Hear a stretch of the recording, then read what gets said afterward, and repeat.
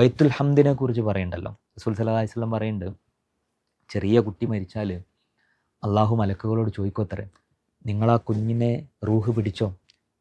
അപ്പോൾ മലക്കുകൾ പറയും, അതെ ഞങ്ങൾ പിടിച്ചു അല്ലാ. നിങ്ങൾ ആ മനുഷ്യൻ്റെ കരളിൻ്റെ കഷ്ണത്തെ നിങ്ങൾ പിടിച്ചോ? അതേ അള്ളാഹുവെ, ഞങ്ങൾ ആ കുഞ്ഞിനെ മരിപ്പിച്ചു എന്ന് പറയും. അപ്പോൾ അള്ളാഹ് ചോദിക്കോത്തരെ, ആ സമയത്ത് എന്താണ് ആ മാതാപിതാക്കൾ പറഞ്ഞത്? അപ്പോൾ മലക്കുകൾ പറയും, ഹമിദല്ലാ വസ്തർജ, അവർ അള്ളാനെ സ്തുതിച്ചു, ഇന്നാ ലില്ലാഹി വ ഇന്നാ ഇലൈഹി റാജിഊൻ എന്ന് പറഞ്ഞു.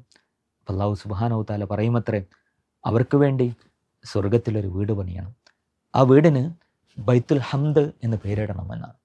ഇത് വിവാഹത്തിലൂടെ ലഭിക്കുന്നൊരു സൗഭാഗ്യം കൂടിയാണ്. അഥവാ മക്കളുണ്ടാവുകയും ആ മക്കൾ ചെറുപ്പത്തിൽ മരണപ്പെടുകയും ചെയ്താൽ അത് നാളെ പരലോക ജീവിതത്തിൽ വലിയൊരു മുതൽക്കൂട്ടായി മാറും.